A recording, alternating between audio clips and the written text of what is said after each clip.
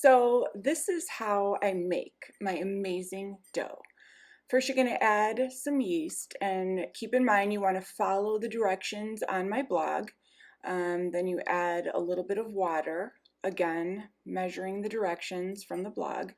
This is going to activate the yeast. The water is warm. I'm going to stir it up a little bit. And you can see I'm using a mixer here, which you can do this all by hand. I'm going to let this sit for about a minute or so. Next, what you're going to do is add a little bit of flour, probably about a cup, and mix that up as well. Get all the clumps out. After this point, you want to let this sit. Again, the yeast is going to activate, so don't rush this process. Very important. And now at this point, you see that you have almost a watery paste-like texture. I'm going to now add some more water. Now, again, this is all pre-measured per the recipe on the blog. Mix this up, let it run. Again, perfectly okay to do this by hand. At this point now, you can start adding some more of the flour. So I'm going to add, as you can see here, 1 cup at a time. You don't want to have clumps in there, so you'll see me adding 1 cup. And then now I'm going to add the salt. It is important that you don't skip this step, because the salt is going to create the active ingredient that is needed to get the yeast going. And this is all stirring up.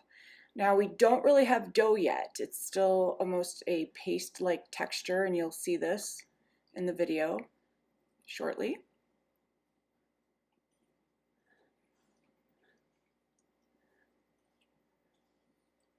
I do love this flour. I'm able to get it on Amazon, and if you are looking at the blog, I did attach the link. I have yet to see or find a gluten-free flour that is this amazing, so definitely check it out. Now at this point, I'm going to add the rest of the flour, and we're going to have our dough. So I do have it measured, and I do suggest that you use a food scale to get the accuracy right. I'm using a measuring cup because I've done this before, and I know, and I'm very secure with the amount that I'm using. So I'm going to rev it up, let it mix. Again, you could do this by hand, but I usually let my mixer go about 15 minutes. And let's see what we have. Starting to look like a dough ball. Now at this point, depending on the moisture of your dough,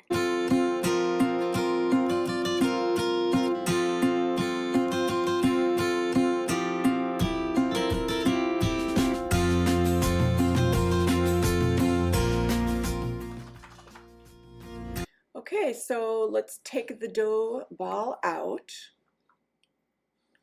And keep in mind, this is gluten-free dough, so it is going to have a little bit different of a texture.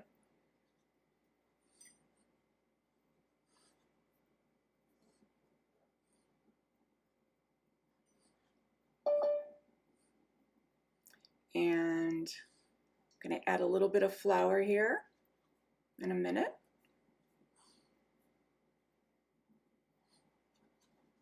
You can see it's still really, really wet.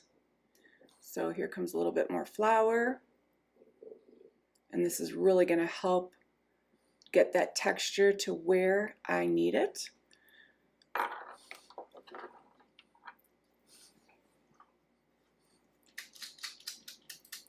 And we're going to knead it. My favorite part. This is quite a workout. If you've not done this before, Don't be fooled. This is where the muscles come from. Now we're going to cover it up with some saran wrap. The instructions for how long you're going to let it sit.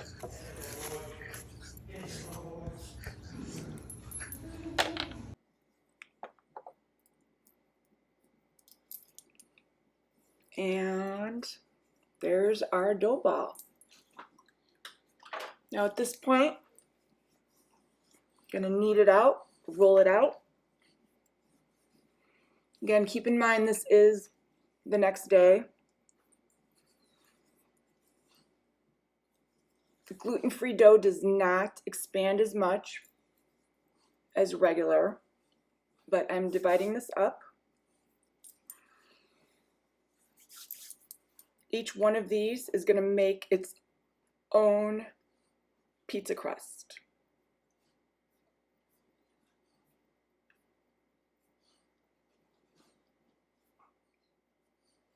And at this point now, I'm going to roll each one of these out into a separate dough ball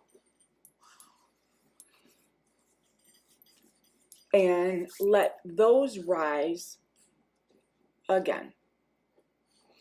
So here we are now, after they've risen. Time to roll them out.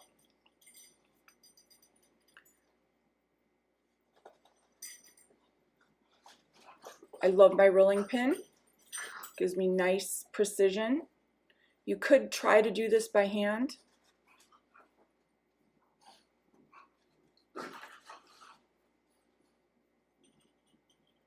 And non-gluten-free dough is a little bit more pliable than the gluten-free.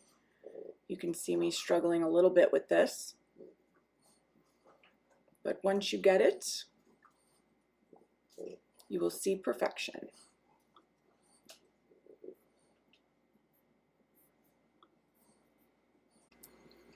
Now you can see here that I am using parchment paper, which is highly recommended.